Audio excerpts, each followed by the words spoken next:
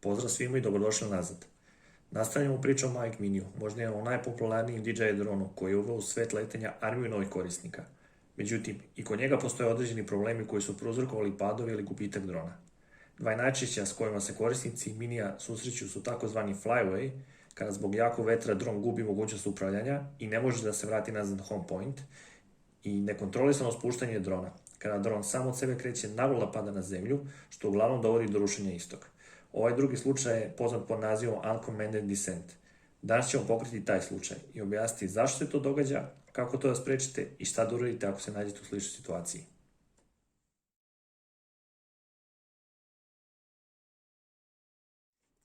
Pre nego što počnemo, želim da se zahvalim na podršci i pozitivnim komentarima za moj prošli video. A ljudima koji su prvi put na mom kanalu želim dobrodošlicu i poziv da ga pogledaju, jer sigurno će naći nešto korisno. Moj kanal je još mali i svaki sub ili like ćemo hrabriti da nastavim dalje. Ok, ajde sad se vratimo na temu Uncommanded, odnosno Uncontrolled Descent, kako još neki zovu. Imate situaciju da se dron nalazi u vazduhu i negdje u toku leta počne da nam se javljaju greške na ekranu. Max power load reached, koja nekad ide u kombinaciji sa greškom propellers rotating too fast. Naravno, iako to prvi put vidite, ipak vam ne deluje da je nešto previše ozbiljno, jer dron i dalje reaguje normalno. Međutim, počnete da primećujete da dron, iako nije vetrovito, ne leti više tako brzo. Vi ga okrenete ka sebi, prebacite u sport mod, međutim on i dalje ide sporo. Odjednom počinje da gubi visinu i vi to ne možete da zaustavite, jer kontrola je, pogotovo ono za penjanje, kao da ne reaguju. Pritiskate return to home dugme, ali on i dalje nastavlja da gubi visinu i udara od zemlju. Ili samo oskoči i padne gde se let završava. Posljedica toga za ovaj lagan dron od 249 grama može biti lovljenje jedno od ruku ili ispadanje gimbala, što u principu znači da do popravke ovaj dron će biti prizemljen. A cela ova situacija može postati ozbiljnija ako u faktor ubacimo i vetar. Međutim, glavno pitanje je zašto se ovo dešava. Da bi to razumeli, moramo prvo ukratko objasniti kako se dronovi zapravo kreću. Princip kod svih dronova je isti. To je quadcopter sa 4 nezavisna motora. Propeleri se okreću u paru, dijagonalno. Ova dva se okreću u pravcu kazaljke na satu, dok se ova dva okreću suprotno u pravcu kazaljke na satu, praveći savršen balans.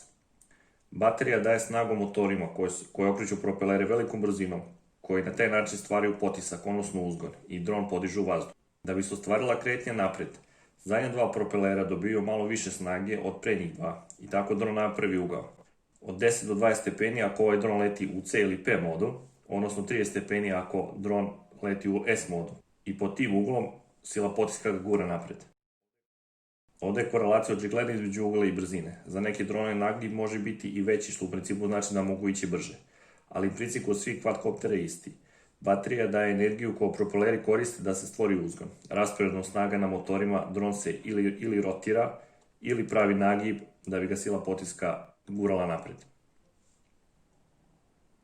Problem će se desiti kad jedan od ovih motora ne može da generiše dovoljan uzgon, a sva 4 motora moraju biti u balansu da bi dron održavao visinu. Kontrolna jedinica, koja je mozak drona, ona upravlja ovim motorima i zadužena za letenje i održavanje drona u vazduhu, će napraviti onda novi balans, smanjujući ostalim motorima snagu, što dovodi do gubitka uskona i visine. Uzrok ovog problema je identifikovan je u propelerima.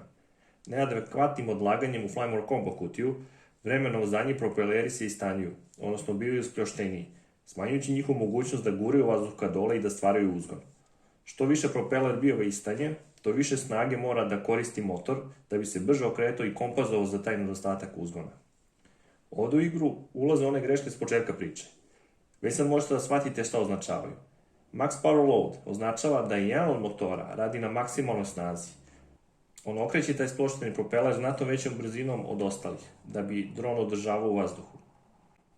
I tad dobijete obaveštenje propellers rotating too fast. U tim uslovima, kad hoćete da izdate komandu da dron se kreće napred, setite se da on mora prvo da napravi nagib, tako što će se isporučiti veća snaga zadnjim motorima, podižući taj deo drona. Međutim, pošto zadnji motori već rade na maksimumu, zadnji deo ne može da se podigne, a kontrolna jedinica će onda nagib napraviti smanjivaši snagu na prednjim motorima.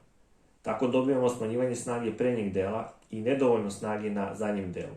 I u tim uslovima dron više ne može da se održi u vazduhu i kreće da gubi visinu. Sad bitna stvar je ako ovu priču ubacimo i vetar, jer onda smatrate da su ove promjene i iznenadnije i izraženije, jer dron mora pored svega ovoga i da se bori sa vetrom. Kako sprečiti problem? Prva i najbitnija stvar za sve koje dron odlažu u Flymer Combo kutiju je pažljivo odlažite dron i posebno pazite na zadnje propelere kako će leći u kutiji, jer oni vrlo lako mogu da se pomere prilikom odlaganja i da dovedu do toga da dron u kutiji leži na njima.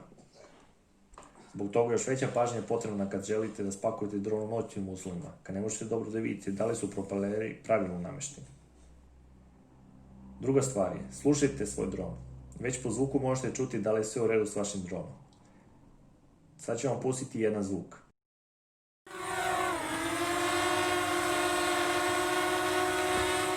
Ovaj zvuk je otprilike kako vaš dron bi trebao da zvuči, pod uslovom da nema vetra. A ako je vaš zvuk ovakav,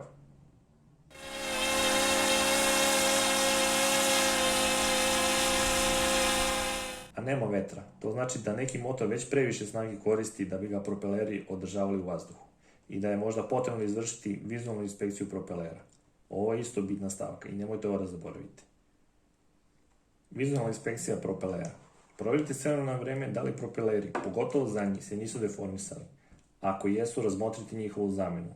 U Flymer Combo kutiji ćete naći rezervne propelere, koji se vrlo jednostavno skidaju i menjaju.